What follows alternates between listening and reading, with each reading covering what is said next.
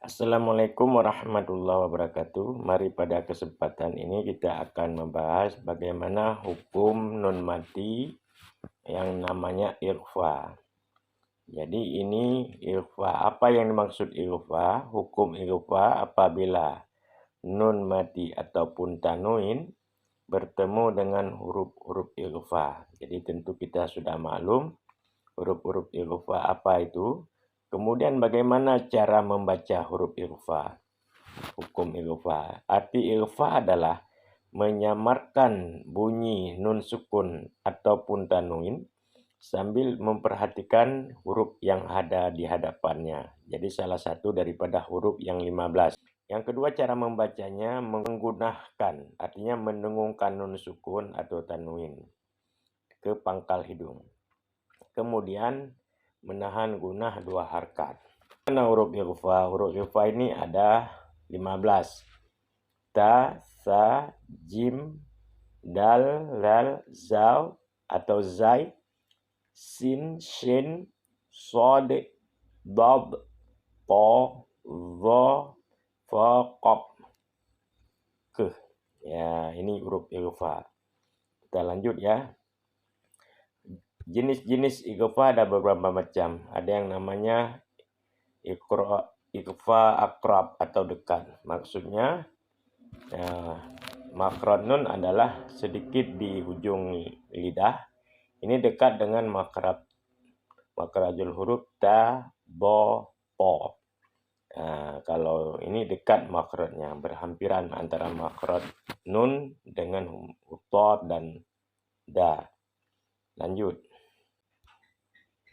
Anta. Jadi nun bertemu dengan ta ini ikhfa akrab karena makhraj nun di ujung lidah dengan langit-langit, sedangkan makhraj ta ujung lidah dengan sedikit dengan pangkal gigi seri atas. Jadi ini namanya akrab. Jadi banyak suara nun ketimbang suara ta. Anta, miltin, indah. Kemudian yang kedua, jenis ikhfa ab'ad atau jauh. Kenapa dikatakan jauh? Karena kaf dengan ka ini makhrajal hurufnya pangkal lidah dengan langit-langit. Sedangkan nun adalah di hampir sedikit ujung lidah atau kepala lidah dengan langit-langit. Jadi berjauhan makhrajnya. Jadi cara membunyikan seperti bunyi ang, ing, ung. Ya, dalam contoh ini kita lihat.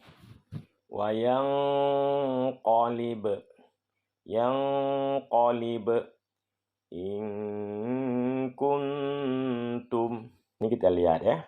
Lanjutkan.